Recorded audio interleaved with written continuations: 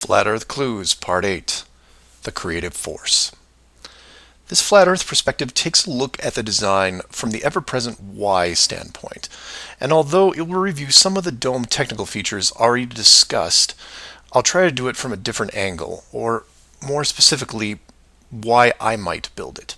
Someone mentioned to me recently that while the dome was a very big concept, it made the world much smaller. Kind of like what Admiral Byrd expressed in an interview all those years ago. This someone also said that it made them sad, which I understood. And while I did what I could to comfort this person, I realized that I could have done more. So this video is for the people who look upon this world with their new eyes and start drifting into a state of melancholy. To preface, this isn't jail, nor are you lab rats. And before I'm done, I hope to show you a version of why. To start, let's look at an old story, one that you may have heard, involving another enclosed world, kind of like yours. I say kind of like yours because the finished design that you are sitting in right now took several revisions in just about every aspect, much like any project. You come up with ideas, you see what works and what doesn't, and you improve the process until you come up with something that, while not everyone agrees upon, satisfies the best of all criteria. One of the first dome layouts involved a race of people who were supremely driven by ambition. They didn't have a word for lazy or fear. They absorbed knowledge very quickly, incorporating physics, advanced electronics, engineering, and drove their technology with energy from the enclosed world itself. And when their technology had reached the point where the dome structure was discovered in its entirety, there was no reaction of wonder and awe. They just looked up and squinted at the sky. Eventually, those squints turned into glares. Oh, they had religion to be sure, and it was tied to their daily lives, but to them, this wasn't religion. It was a challenge. Almost like they weren't that impressed. Hard to fathom, right? Seeing that your world had borders, but instead of being afraid, shaking your fist at the sky with arrogance. But that's what they did. So much confidence and might that when they found out where they really were, a new priority was created. At first, they dedicated broadcast channels to calling the dome builders out, demanding answers, and ran them day and night. At the end of each cycle, the words kept repeating, "We know." But arrogance ebbs at patience, and their demands were met with silence, which was taken as blatant dismissal. This fueled their ambition even more. The people withdrew all their efforts from breaching the outer barrier and formed a new plan. If the creators were not going to submit, then they would build a bridge and meet them at the gates.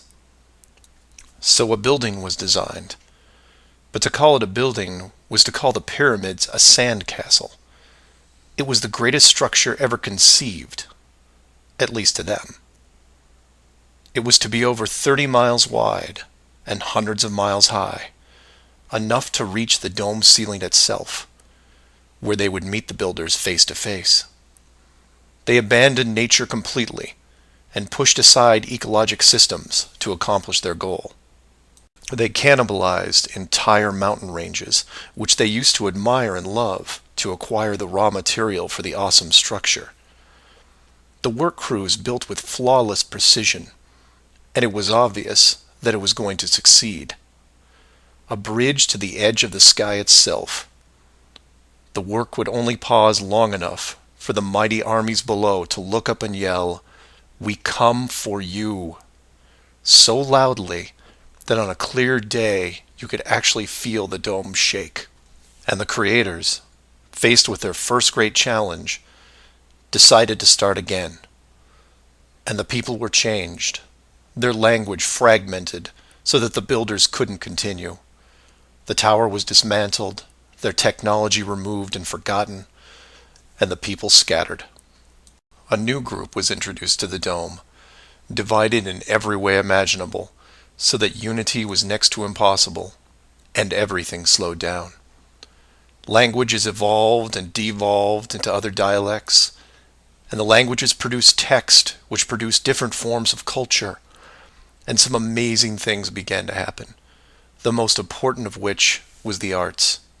The dome builders saw the artistic pool develop into several distinct forms. Everything drawn in any medium on a flat surface. Everything molded that took on a three-dimensional shape. Everything that produced music. All things that make up the human form and motion. And all the written works. Pictures, sculptures, music, dance, literature, the arts. Driven by passion, it is the very essence of what is good in humanity.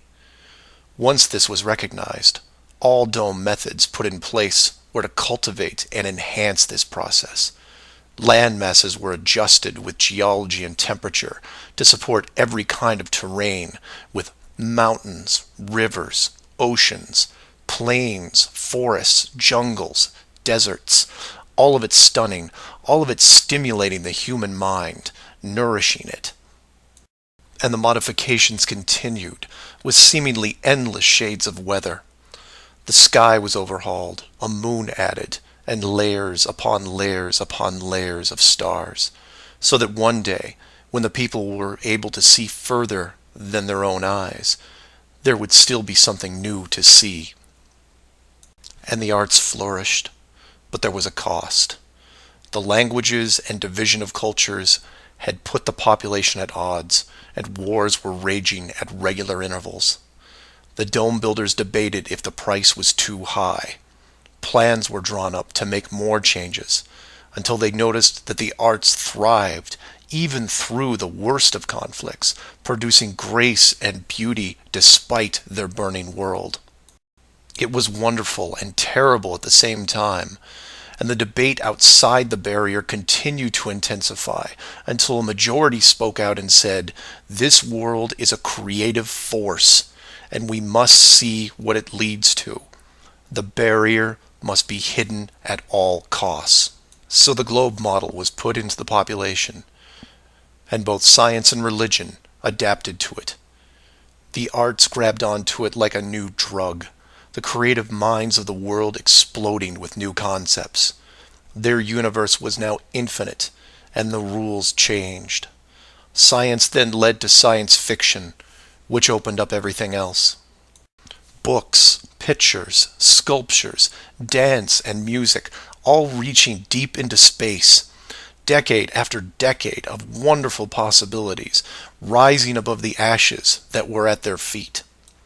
And it's not just the artists, it's everyone.